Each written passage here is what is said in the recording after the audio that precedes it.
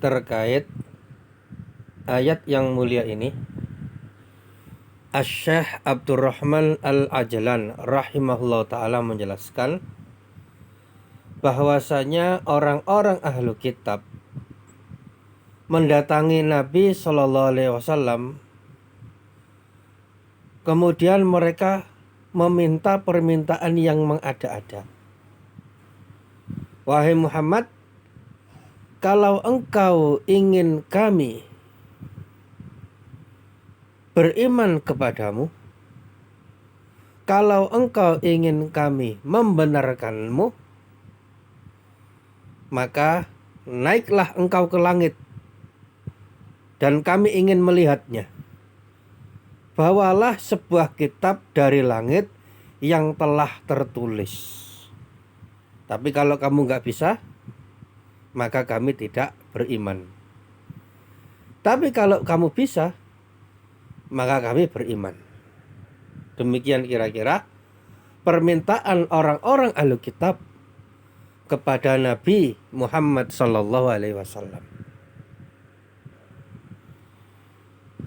Nah, maka permintaan mereka ini adalah permintaan mengada-ada dan sekedar akal-akalan belaka. Seandainya pun diberikan kepada mereka, seandainya pun permintaan mereka dipenuhi, toh mereka tidak mau beriman. Karena sejak awal mereka itu sudah tahu bahwasanya Muhammad Sallallahu Alaihi Wasallam adalah Nabi yang hak.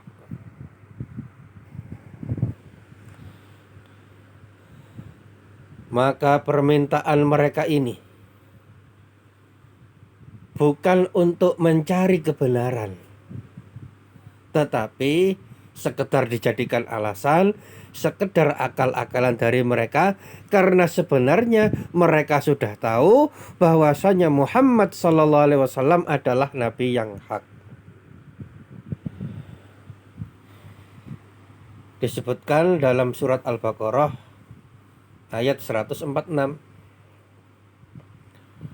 Allah Ta'ala berfirman, Allazina atainahumul kitaba ya'rifunahu kama ya'rifuna abna'ahum wa inna fariqam minhum layaktumunal haqqa wa hum ya'lamun. Orang-orang yang kami beri kitab, yaitu Yahudi dan Nasrani, mereka itu mengenal Muhammad Sallallahu Alaihi Wasallam seperti mereka mengenal anak-anak mereka sendiri. Dan sesungguhnya sebagian di antara mereka menyembunyikan kebenaran padahal mereka mengetahui.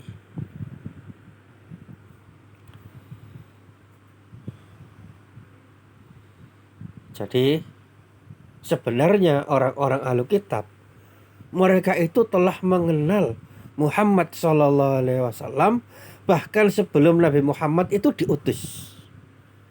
Karena ciri-ciri atau sifat-sifat Nabi yang terakhir telah disebutkan dalam kitab mereka. Dan banyak kisah yang memperkuat tentang hal ini.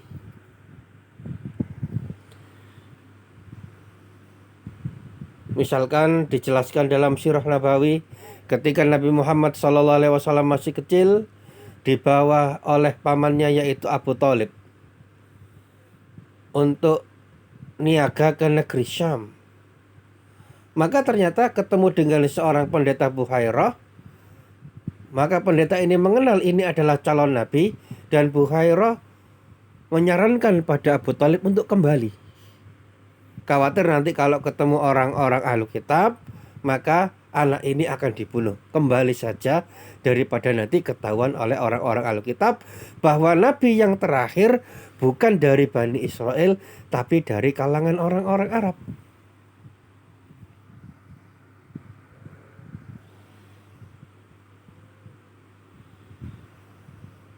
Maka Buhairah sudah mengenal calon Nabi padahal belum diangkat menjadi Nabi. Begitu pula dengan orang-orang Yahudi. Mereka itu sekian lama, generasi bergenerasi, tinggal di kota Madinah. Padahal mereka bukan penduduk situ. Mereka pindah ke Madinah karena mereka menunggu diutusnya Nabi yang terakhir. Karena dalam kitab mereka dijelaskan bahwasanya Nabi yang terakhir itu akan diutus di tempat yang demikian dan demikian.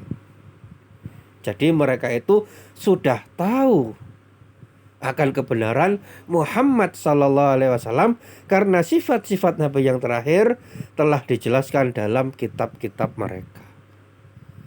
Namun begitu Nabi yang terakhir itu ketahuan bukan dari kalangan Bani Israel, tapi ternyata dari kalangan orang Arab, maka mereka pun menolak. Mereka tidak mau beriman, padahal mereka tahu bahwasanya Muhammad SAW adalah Nabi yang hak.